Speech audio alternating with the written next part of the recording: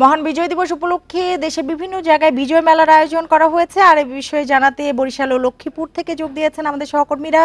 শুরুতেই চলে যাব বরিশালে, সেখান থেকে যোগ দিয়েছেন আমাদের সহকর্মী মুরাদ আহমেদ। বিজয় মেলা উদযাপিত হচ্ছে বিভিন্ন জেলায়। আমরা জানি বরিশালে কিভাবে কিভাবে বিজয় দিবস উদযাপন করা হচ্ছে, কি আয়োজনে, সেটি আমাদের জানাবেন। দেখুন, এবারে একদম ভিন্ন আঙ্গিকে, হ্যাঁ, এবং প্রাণ চাঞ্চল্যের সর্বোচ্চ সমাহার ঘটিয়ে আমরা দেখেছি যে বিজয় দিবসের সূচনা হয়েছে। তো সকাল থেকে কর্মসূচিগুলো যথারীতি পালন হয়েছে। সেখানে বর্ণাঢ্য র্যালি ছিল, বিজয় মিছিল ছিল এবং আনুষঙ্গিক ফুলের তোড়া অর্পণ ছিল।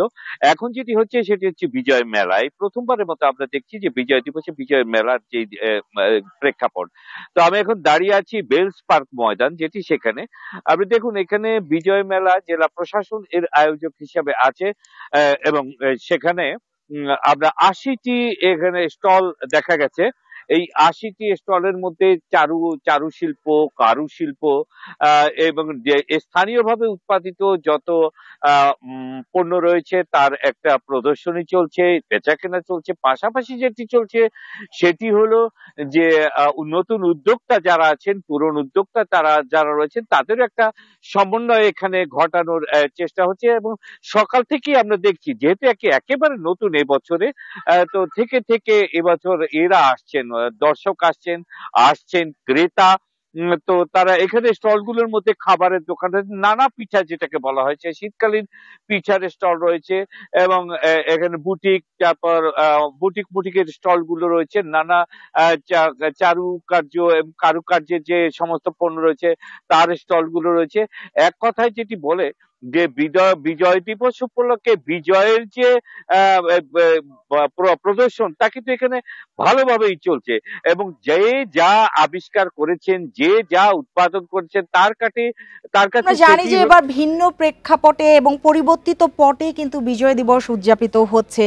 তার ছোঁয়া মেলায় আপনি দেখতে পাচ্ছেন কিনা? জি হ্যাঁ, সেটাই বলছিলাম যে আসলে একদম একদম ভিন্ন যে প্রেক্ষাপট, হ্যাঁ, তারুণ্যের যে উপস্থিতি, বৈষম্যের যে মানে বৈষম্যের যে শেষ, হ্যাঁ, আর এইখানে যে আমরা যদি স্বৈরাচার স্বেচ্ছাচার এর যে বিলুপ্তি, এটা কিন্তু মেলায় মেলার প্রাণবন্ততা বলে দিচ্ছে যে তারুণ্যের যে অধিকার, তার প্রতি দেশের অঙ্গীকারটা পুনরায় ব্যক্ত হয়েছে। এবং সেই আজ সকাল থেকে কিন্তু আমরা সেটা দেখেছি। রাজনীতি তার কাছে রয়েছে, সমাজনীতি তার কাছে রয়েছে, তারুণ্য তার নিজস্ব সত্তা নিয়ে কিন্তু এবার বাইরে বেরিয়েছে। আমরা মেলায় যাদেরকে বুঝতে পেরেছি মুরাদ, আপনি থাকুন আমাদের সাথে। এবার চলে যেতে চাই লক্ষ্মীপুরে, সেখান থেকে যোগ দিয়েছেন আমাদের আরেক সহকর্মী আব্বাস হোসেন। আব্বাস, বলবেন যে কি ধরনের কর্মসূচির মাধ্যমে লক্ষ্মীপুরে বিজয় দিবস উদযাপিত হচ্ছে, ভিন্নতা কিছু দেখতে পাচ্ছেন কিনা? আসলে আজকে সকাল থেকে আমরা দেখেছি নানা কর্মসূচির মধ্য দিয়েই লক্ষ্মীপুরে যে মহান বিজয় দিবস সেটি কিন্তু উদযাপিত হচ্ছে। বিশেষ করে এবারের যে ব্যতিক্রমী, সেটি জেলা প্রশাসনের আয়োজনে বিজয় মেলার আয়োজন করা হয়েছে। আমি এখন যেখানে রয়েছে এটি বিজয় মেলার যে এখানে কিন্তু আমরা দেখেছি দেশীয় পণ্য সহ নানা যে সমাহার বা নানা যে পণ্যগুলা তা সেখানে কি প্রায় শতাধিক স্টল সেখানে পসরা বসিয়ে তারা কিন্তু এখানে সাজিয়েছেন। তবে এখানে আমরা দেখেছি মা বাবার সাথে শিশুরা কিন্তু মেলা প্রাঙ্গনে এসেছেন। তারা বিভিন্ন ধরনের তারা যে ঘুরে তারা খেলনা থেকে শুরু করে তারা বিভিন্ন ধরনের পণ্য কিনছেন, এমনটি আমরা দেখেছি। এর বাইরেও কিন্তু এখানে বিভিন্ন ধরনের খেলার ব্যবস্থা রাখা হয়েছে, টেনিস খেলা রাখার ব্যবস্থা হয়েছে এবং চাম্পান খেলা রয়েছে, পাশাপাশি দোলনা রয়েছে। সেখানেও কিন্তু শিশুরা তারা কিন্তু আনন্দ উপভোগ করছেন। এর বাইরে আমরা আজকে সূর্যোদয়ের সাথে সাথে আমরা দেখেছি যে স্মৃতিস্তম্ভ রয়েছে, সেখানে জেলা প্রশাসক রাজীব কুমার সরকার, পুলিশ সুপার আক্তার হোসেন এবং যে সিভিল সার্জন ডক্টর আহমেদ কবির এবং জেলা বিএনপি, ছাত্রদল, যুবদল বা অন্যান্য যে রাজনৈতিক সংগঠনগুলো রয়েছে তারাও কিন্তু সেখানে শ্রদ্ধা নিবেদন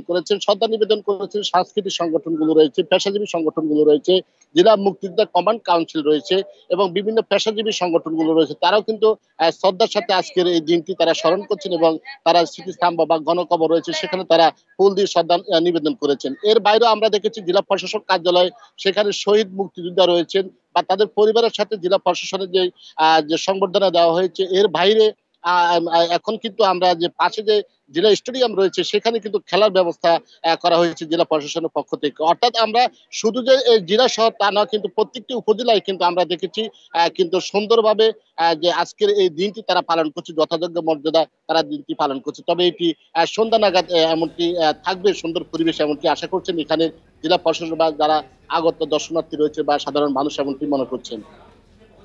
বিজয় দিবস উদযাপনের খবর জানাচ্ছিলেন আমাদের সহকর্মীরা।